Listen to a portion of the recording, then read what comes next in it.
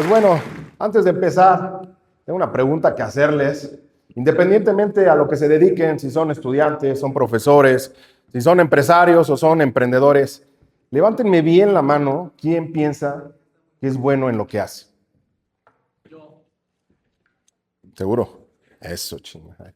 Bien, bueno, veo muchas manos levantadas, pero también veo otras manos y rostros que ni siquiera me están pelando, pero bueno. Entonces, ¿están convencidos de que hacen las cosas bien? Yo les voy a contar una historia que empezó en... Ay, bueno, sí. Empezó en 1985. 8 médicos tenían la misma idea y se lo platicaban a una mujer. Su hijo no tenía que nacer. ¿Por qué? Le decían a la señora Graciela que tenía un tumor de más de 25 centímetros y que iba a ser muy complicado que ese niño naciera. Había dos opciones: que la madre siguiera con vida y que el niño muriera, que el niño naciera y que la madre muriera. Y había una tercera opción, aún más descabellada, que fuera que la madre sobreviviera y que el niño también. Pero con una deformación podría nacer el niño, con un retraso mental, con problemas con los que pudiera crecer este niño. Pues creo que cualquier persona que tuviera un tumor de ese tamaño, pues iba a ser complicado que naciera el niño normal, ¿no? Y pues bueno, la señora Graciela, esta señora Graciela terca, decidió no escuchar a los médicos. ¿Por qué? Porque mientras unos le daban negativas, había otro grupo de personas que le decían que ese niño se iba a nacer. Que ese niño iba a nacer y que iba a tener algo entre sus manos, que inclusive iba a poder sanar. Pero bueno, ahí en lo personal, de niño, yo fui un niño común y corriente, regordete, pues que buscaba oportunidades, ¿no? Y yo creo que en algo sí era bueno, que era dibujar, pintar, y en eso sobresalí en la primaria. Pero eso no llegó gratis, eso no llegó nada más por pintar nada más. Eso llegó gracias a mi hermana, que yo veía sus trabajos. Ella, 9 años mayor que yo, veía sus trabajos y decía, bueno, mi hermana dibuja, es una artista tal cual. Y no, la gran diferencia es que mi hermana tenía 9 años más que yo. Yo estaba en la primaria, ella estaba en la preparatoria y obviamente sus trabajos eran totalmente diferentes a lo que yo podría, a lo que yo podría pues, aspirar, ¿no? Como ser para artista. Entonces llegó un momento en el que yo me puse a practicar, a practicar, a practicar, y todo eso en mi casa, obviamente, pues un niño retraído, no era tan extrovertido como ahora, y pues bueno, llegó el momento en el que me atreví a hacer mis dibujos en la escuela, y llegó algún compañero y me dijo, oye, qué bien dibujas, regálame tu dibujo, y yo dije, no, te lo vendo. ¿Cuánto? 5 pesos, los 5 pesos más fáciles de mi vida. Y a partir de ahí, pues bueno, se corrió la voz de que el niño, Ali, sabía dibujar. Y entonces empezaron los concursos, me llevaban a otras escuelas, ahí mismo en mi escuela hacían los concursos y los ganaba, y para mí era algo muy fácil. Recordemos, la diferencia era de 9 años entre mi hermana y de mí. Entonces llegó ese momento en el que, pues también como todo niño tratas de sobresalir en diferentes cosas, no solo en el dibujo. Y ahí es donde me entró la cosquilla de que quiero ser futbolista. Un sueño muy raro, ¿no? En un niño. Y pues bueno, ya me habían corrido pues del equipo principal del colegio, pues yo no daba el ancho, yo no era atleta, no corría tanto, me cansaba. Pues no entré al equipo de mi colegio, hice pruebas en las fuerzas básicas, definitivamente pues no entré. Y llegó el momento en el que hablé con mis papás y les dije, pues denme la oportunidad, métanme en una escuela de fútbol. Cambiamos a la secundaria, ya venía trabajando en diferentes escuelas de fútbol, fui mejorando mis habilidades, fui mejorando mi fuerza, ya les sabía pegar bien al balón, inclusive pues yo quería llegar a ser profesional, ¿no? Así que llegó un momento en el negocio de mi papá, que tenía un patio grande, me amarré una llanta a la cintura y empecé a correr de un lado para otro. Al principio aguanté 5 minutos y las piernas destrozadas. Ya después aguanté 10 minutos, 15 minutos, pero el final era lo mismo. Todas mis piernas destrozadas y con mucho dolor. Al final logré aguantar 30 minutos. A mis 14 años, justo después de cumplirlos, me rompo el ligamento cruzado de la rodilla. El doctor dice que es una lesión que normalmente un joven de 14 años no va a tener, porque pues apenas está creciendo, su ligamento es muy flexible y no se debería de romper. Y pues bueno, actualmente tengo 2 tornillos en la rodilla, un injerto de ligamento y una rehabilitación de 6 meses. No caminé durante 6 meses. Créanme que es muy complicado pedirle a tu rodilla que se estire y que no responda. Y bueno, te pasan 1000 cosas por la cabeza. La depresión duró muchos meses y ahí fue donde me di cuenta que quizás el fútbol no era lo mío. Obviamente, en la plática que tuve después con el médico, me dijo, ¿sabes qué? Olvídate del fútbol, esto no es para ti y la rodilla pues no va a aguantar después que hagas otro tipo de deporte. Bueno, tiempo después de este golpe fuerte en mi vida, de perder ese sueño de ser deportista, de ser futbolista, pues estamos hablando del año 2000 por ahí. Yo había hecho un viaje pues, importante con mi familia, nos fuimos a Italia, recorrimos Italia, vimos la apertura de la Puerta Santa en Roma, de ahí nos brincamos a Israel, conocimos los lugares santos, todos los lugares santos que se pueden imaginar, todos los conocimos. Y justo regresando de ese viaje, un 5 de enero, entra una llamada a mi casa en la madrugada, 5 o 6 de la mañana, contesta a mi mamá, me va a buscar a mi recámara y me dice, es para ti, te habla Lulú. Lulú era una compañera del colegio y se me hizo muy raro, contesté y lo primero que me dijo Lulú es, Ernesto falleció. Sí, mi mejor amigo de los 14, 15 años había fallecido. Tuvo un accidente automovilístico. Otro de sus amigos tomó el auto de su papá sin permiso, pasó uno por sus amigos y Ernesto pidió que pasaran por mí. Llegaron a mi casa, no había nadie porque todavía no regresamos del viaje. El accidente fue en la recta Cholula. En una de las salidas, el auto volcó, dio 6 vueltas, Ernesto salió por el parabrisas. Sí, dicen que Ernesto se levantó y fue a ver a sus amigos.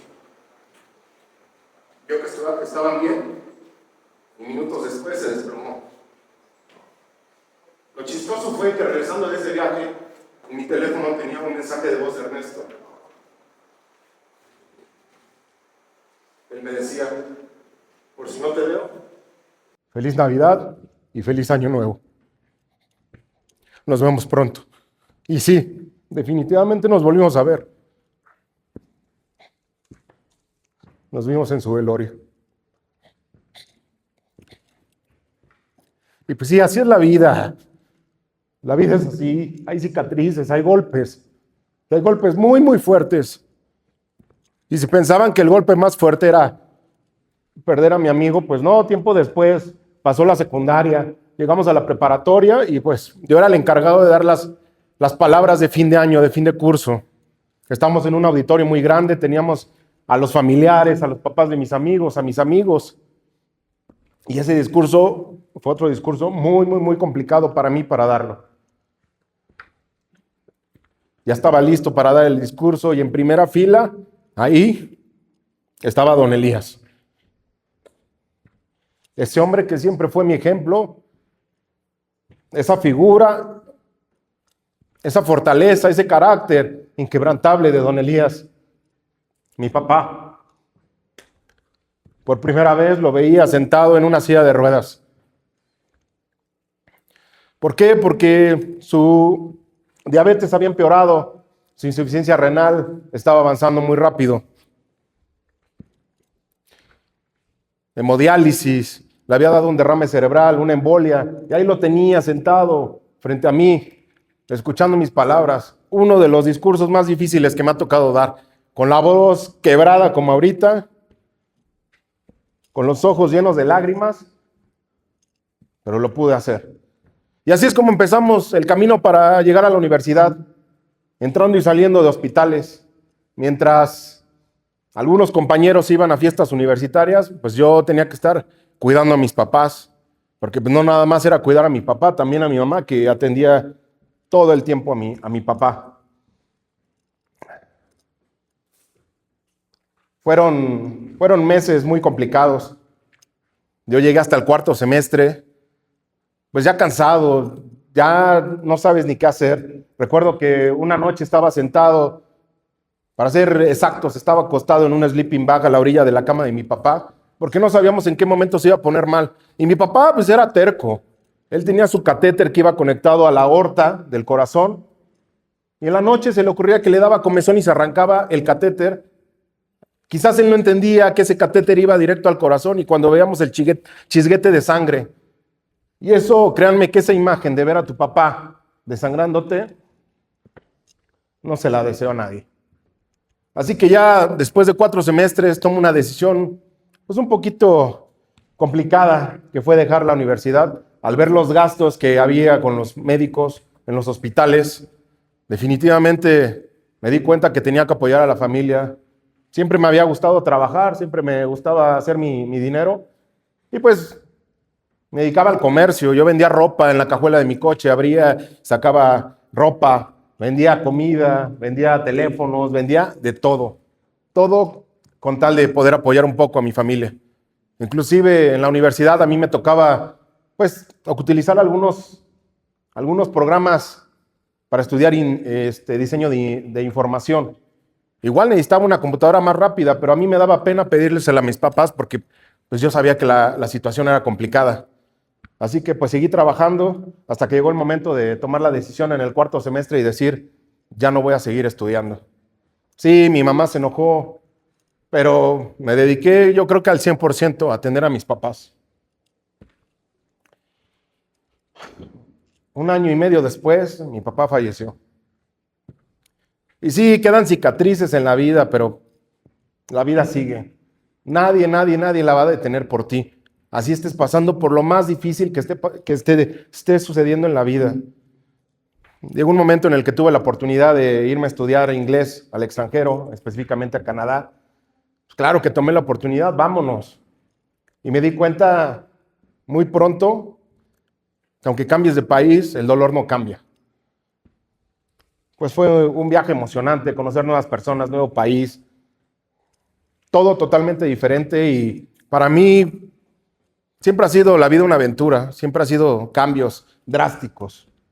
Así que pues, empecé a conocer gente, empecé a salir, hasta que llegó un momento en el que me invitan a una fiesta, a un edificio de lujo en Vancouver y conozco a algunos mexicanos.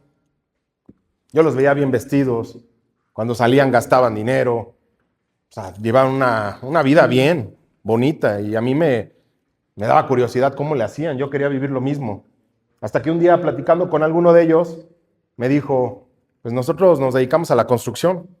Lo primero que pasó por mi cabeza es, sus papás son empresarios y ellos dirigen los proyectos y construyen aquí en Vancouver. Y no, ellos se dedicaban a la construcción, eran albañiles, eran de esos que ganan $11 la hora.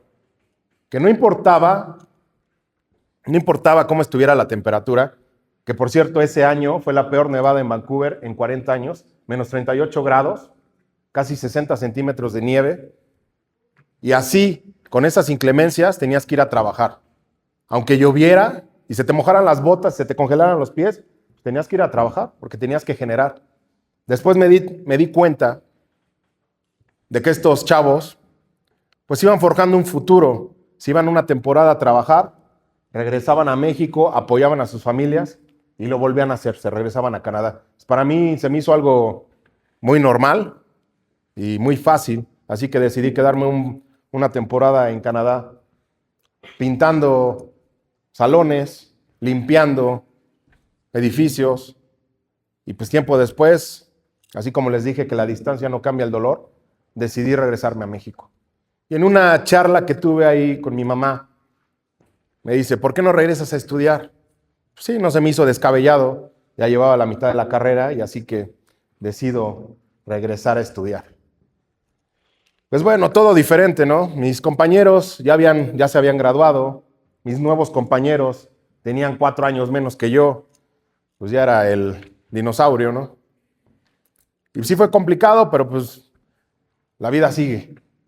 La vida sigue porque justo regresando a la universidad, en mi último semestre, se me ocurre la gran idea de boxear. En una de las pláticas que tuve con mi abuelo materno, yo no fui muy cercano a él en mi infancia. En una reunión familiar que tuvimos, se puso a platicar de sus peleas, de sus logros. Se me presumía todo lo que no me había platicado en toda esta vida.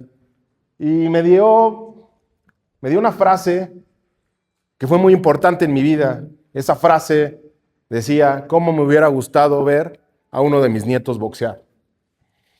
Ay, esa espinita que se clavó directo al corazón, y definitivamente dije, le tengo que regalar una alegría a mi abuelo. ¿Pero cómo le hago? Pues yo no soy boxeador. Yo entrenaba box en el gimnasio al que iba, pero un gimnasio normal, un gimnasio de acondicionamiento. Hablo con mi entrenador me dice, bueno, pues va a empezar un torneo dentro de un mes, te da tiempo, pero yo no te puedo entrenar, así que te voy a recomendar en un gimnasio donde te van a entrenar. Llego a ese gimnasio, llego con el entrenador, se llamaba Willy, le digo, vengo de parte de tal persona y quiero que me entrenes. Al decirle el nombre de mi entrenador, le cambió la cara y definitivamente me di cuenta que no eran amigos. Me di cuenta que al contrario, estaban peleados. Y lo primero que se le ocurrió preguntar a Willy fue, ¿sabes boxear? Y yo, pues claro, por supuesto, llevo años pegándole un costal. Me dice, súbete al ring, vamos a ver qué traes. 2 minutos después, la nariz rota. Willy me llama a la orilla del ring, extiende sus dedos de la mano, los pone entre mi nariz, me dice, muerde esta toalla y me acomoda la nariz. Sí, el dolor fue muy fuerte, pero creo que el dolor más fuerte que tuve fue como se rompió mi ego en ese momento. Sí, porque todos tenemos una apariencia, ¿no? Todos mostramos una fuerza, una fortaleza, pero cuando llega el momento menos indicado, se puede quebrar esa fortaleza. Así que, pues bueno, regresé al siguiente día, como me dijo Willy, no me entrenó para nada y me aplicó la misma. Súbete al ring, a ver qué traes. Mismos golpes, diferente boxeador. Yo ya quería que se acabara esto. Me dice, vete, nos vemos mañana. Tercer día, me dice exactamente lo mismo. Súbete al ring, vamos a ver qué traes. Yo pensé, ¿para qué le dije que sabía boxear si no sé boxear? Y sí, ya cuando me bajé del ring, estaba enojado Willy, me dice, ¿por qué lo estás haciendo? Dice, ya vete, no regreses. Le conté la historia de mi abuelo, se quedó pensando y me preguntó, ¿hay forma en la que yo te pueda hacer cambiar de parecer? Y le dije, no. Me dijo, pasa del otro lado del gimnasio porque vamos a empezar a entrenar. El otro lado del gimnasio, donde estaban ya los costales, esos rodeados de cinta gris porque ya se están destrozando. El otro lado del gimnasio, donde hay llantas incrustadas en la pared para poder entrenar los ganchos y los cruzados. El otro lado del gimnasio, donde los espejos ya están rotos, ya están quemados por el sol. Y yo pensé, ahora sí voy a aprender a boxear. Pero empieza un torneo dentro de 3 semanas, 4 semanas, y yo no sé boxear. Y yo lo único que quería era subirme a hacer una sola pelea. Yo no quería más. Yo quería que me viera mi abuelo. Sí, mi abuelo, ese que estaba perdiendo la vista por la diabetes. Y sí tuve mi pelea. Llegamos al torneo. Yo tenía 2 peleas pactadas antes de la final y no llegaron los contrincantes. Y ahí me di cuenta de cuánto peso tiene el miedo. Cómo puede acabar con tus planes. Llegamos invictos a la final. Sí, me tocó un chavo más alto, más largo de brazos, pero estoy seguro que con la misma hambre de ganar ese campeonato. Yo me estaba cuidando mucho la nariz porque pues ya venía resentida y teníamos las reglas olímpicas. Si no dejabas de sangrar, te paraban la pelea. Y pues no, primer round le rompo la nariz a él, segundo round no le paran la pelea, sigue sangrando, tercer round, quedamos campeones. Hubieran visto la cara de mi abuelo en primera fila viéndome cómo me estaban entregando un cinturón y mi medalla. Mi madre al lado viéndome, mentándome la madre seguramente, diciendo, ¿por qué lo hiciste? Pero pues ya, habíamos ganado. Mis hermanos ahí felicitándome, mi familia. Y yo, lo único que me quedó fue recordar que estaba en la universidad en mi último semestre, a punto de graduarme. Regresé con mi sinodal, con mi cinturón, y le dije, por favor, permíteme presentar mi proyecto. Quiero graduarme en este semestre, no hasta el siguiente. Ya cuando le conté la historia de todo lo que pasé, me dijo, adelante. Yo ya tenía muy bien preparada mi tesis, mi proyecto, así que afortunadamente nos graduamos con honores. Y pues bueno, después de todo esto, llegamos a un ring más peligroso que el de box. Nos decidimos meter a temas de arte. Yo ya venía pintando desde hace mucho tiempo, desde niño, y llegó ese momento en el que quise diversificar, donde me di cuenta pues, que el arte también generaba lana y pues también me hizo ojitos, ¿no? Así que empezamos en el mundo del arte, pero me di cuenta que el arte es muy similar al boxeo, pero muy, muy, muy similar. Hay gente que te quiere acabar, hay gente que te quiere golpear, hay gente que quiere verte en el suelo. Pero muy pronto me di cuenta que había dos cosas en el arte que tenía que afrontar. Uno, el saber hacer arte y que no a todo el mundo le iba a gustar lo que tú hacías. Y dos, el buscar que la gente apueste por ti, invierta dinero y compre tu arte, que eso ya era totalmente diferente. Así que me di a la tarea, pues, de darme a conocer de una u otra forma. Había estudiado diseño de información. Yo no me había dado cuenta que tenía todas las herramientas para darme a conocer en todo el mundo. No nada más era en este momento, era en todo el mundo. Yo podía manejar las redes sociales muy diferente a como lo hacía mi competencia en el arte. Así que me decidí y nos fuimos con todo a ser artistas. El artista chingón no había nacido. El artista chingón llegó después. Y pues bueno, como ven, es un nombre poderoso, artista chingón, entre ego, entre sátira. ¿Cuántos de los artistas son chingones? Pues en ese momento yo no conocía a nadie. Todos decían, yo soy bueno, pero pues chingón mejor no porque me van a funar o me van a echar hate, ¿no? Entonces, también nació de ahí el artista chingón, del por qué ser seguro de uno mismo y decir, yo soy chingón. Claro que puedo y te lo voy a demostrar. Y así fue que fuimos creciendo. Recuerdo muy bien cómo me dijo mi madre desde chico, la señora Graciela, tú puedes curar con las manos. Y me di cuenta de que a diferencia del box, que con las manos yo lastimaba, con el arte yo podía sanar. Y estoy seguro que aquí en este momento, en alguna de estas sillas, hay alguna persona que piensa que está perdiendo la batalla.